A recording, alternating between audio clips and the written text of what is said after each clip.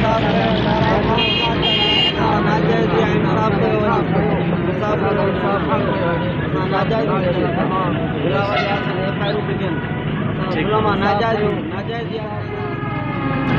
खान लोगों ने लड़ाई करी है आज थाने में, तो मेरी दुकान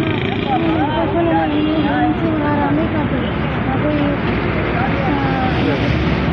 दरख्वास्त आपको किसने मारा है? थोड़ा तेज आवाज में बताएं। अली खान होगा, अली खान, हसन अली था और गुल्लू था, मारन था। आपकी अभी तलाक हो चुकी है या अभी आप उनके निकाह में हैं? नहीं, मेरी तलाक हो चुकी है। रमजान लोग जाना ये लड़ाई वगैरह करते काफी हमने परसों से की थी और आज जाना इन्होंने काफी हद तक लड़ाई की। घर में दो जन सलीम के भाई थे, उनको भी उन्होंने मारा है और मुझे भी किसी टाइम मुझे भी कारखाना लेके जा रहे हैं। अच्छा, आपको मना यहाँ से चले?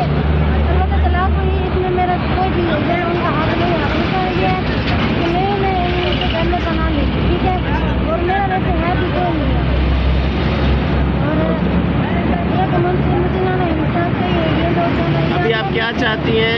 मैं इनको अंदर कराना चाहती हूँ जिनने मेरे साथ जाती की है, जुल्म कर रही है शक्ल जाने छा मसलो आहे?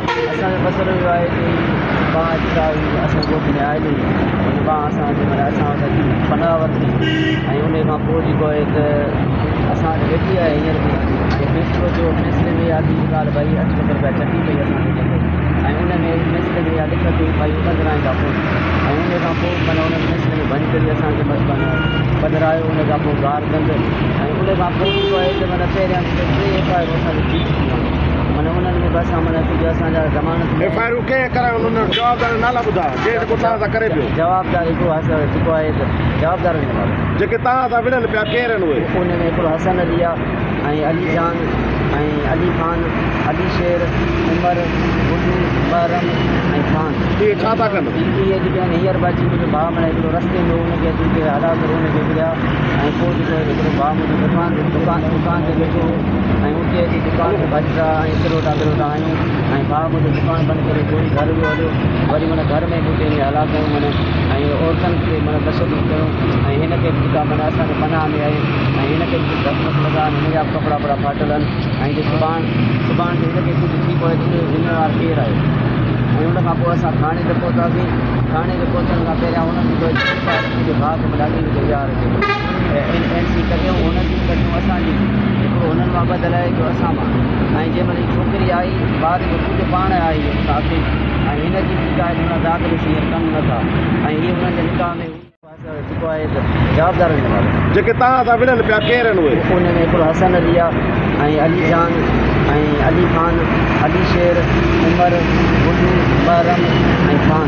इहे छा था कनि? इहे जेके आहिनि हींअर बाजी मुंहिंजो भाउ माना हिकिड़ो रस्ते में हुनखे अची हला करे हुनखे विढ़िया ऐं पोइ जेको हिकिड़ो भाउ मुंहिंजो दुकान ते वेठो ऐं उते अची दुकान ते भॼा ऐं किरोटा आहियूं ऐं भाउ मुंहिंजो दुकान बंदि करे कोई घर वियो हलियो।